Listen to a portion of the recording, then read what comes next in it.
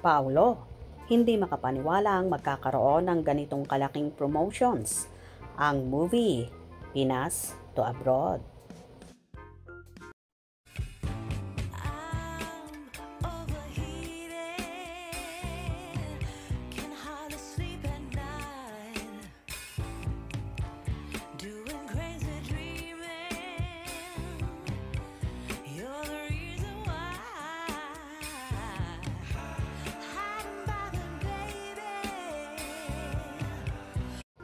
Gulat na gulat nga ang isa sa bida ng movie na My Love Will Make You Disappear na si Paolo Abilino, kung saan hindi daw niya akalain na ganito kalaki ang magiging promotions ng movie nila ni Kim Chiu, ang My Love Will Make You Disappear, kung saan lagari nga sila sa promotion at pagpunta sa mga black screening, at ngayon nga ay sa abroad naman sila pupunta para umattend ng black screening doon.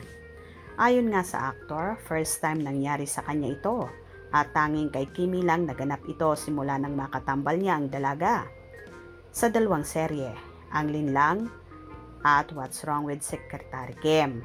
Ngayon nga ay nasundan pa sa pangatlong pagkakataon at sa big screen naman ang sumunod. Super happy naman si Paolo sa napakagandang feedback ng movie nila, kung saan lahat ay kinikilig at nai-inlove sa kanilang pelikula. This is the first time ko sa US for screen. I mean for para sa showing ng pelikula. Black screening. So,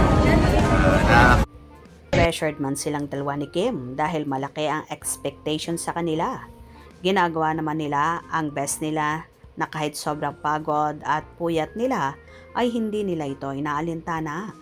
Start pa nga lang ng promotion ay wala nang pahinga ang Kim Pao dahil sa mga mall shows, Mapa Manila or probinsya. Dinudumog sila at ganon din sa ibang bansa. Kasalukuyan ngang lumipad sina Kim at Paolo kasama ang team ng My Love Will Make You Disappear patungong Los Angeles, California, dahil may black screening din silang pupuntahan ngayong March 28, 29 at 30 sa Los Angeles, California. So excited naman ang mga fans na muli nilang makita at makasama ang Kim Pao, na ayon nga sa ilang naiulat ay isa palang sinehan sa Los Angeles ay kumita na ng 3 million pesos sa isang black screening pa lang yon.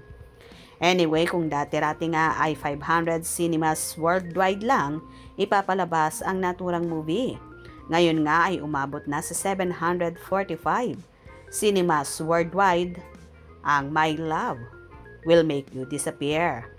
By the way, after naman ang showing ng movie na ito, for sure party-party silang lahat. At itutuloy na nga ng Kim Pao ang bakasyon grande nila.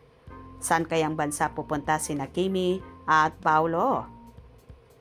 Kamakailan nabanggit ni Chinita Princess ang nais niyang lugar na puntahan nila ni Paolo ay sa malamig. Posible kaya bang sa Europe ito? Well, abang-abang tayo sa mga maiinit na ganap ng Kim Pao. Hope you enjoyed.